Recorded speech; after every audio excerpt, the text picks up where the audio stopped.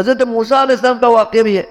موسیٰ علیہ السلام وہ وہاں سے مصر سے بھاگ رہے تھے فرعون سے، تو بھاگ رہے تھے تو پھر مدین پہنچے.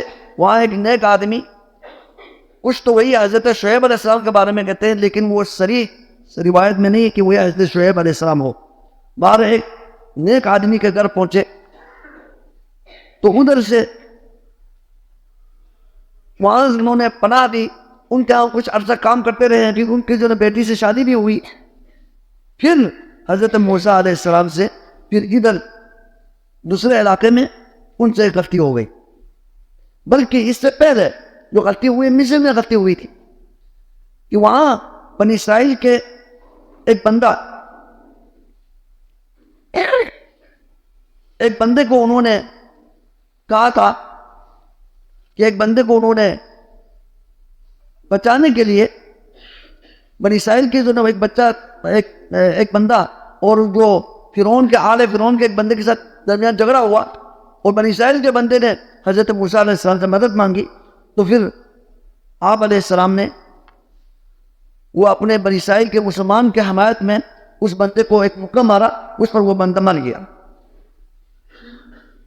وہ تصفیہ کرنا چاہ رہے تھے لیکن غصے نے اس کو ایک مکہ مارا تھا. اس پر وہ بندہ وہ ان کا جو فرعون والا مر گیا.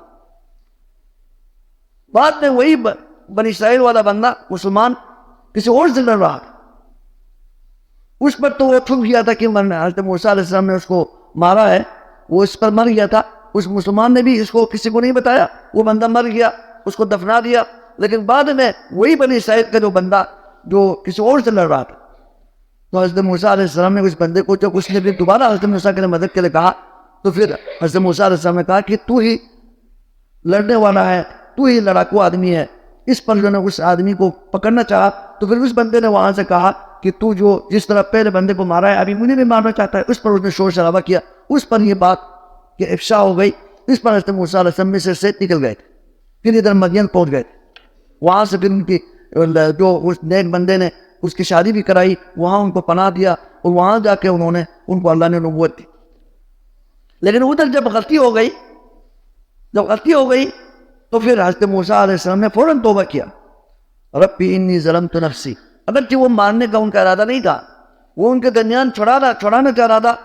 اس بنی اسرائیل کے جو بندے کو چھیننا چاہ رہا تھا, پھر اس نے دوسرے بندے کو ایک مکہ مار کر پیچھے کرنا چاہا تو اتنے میں وہ جو اس سے وہ آدمی مر گیا. اسی پر انہوں نے توبہ کی. ربی انی ظلمت نفسی فاغفر لی. یعنی وہ جان بوجھ کے انبیاء کے جو غلطی نہیں ہوتی تھی ان سے وہ چوک میں انسان ہونے کے ناطے اگرچہ وہ معصوم ہے, یعنی وہ جان بوجھ کے نہیں کرتے تھے, بعد ان سے غلطی ہو گئی, یہ قتل ہو گیا. یہ قرآن میں موجود ہے.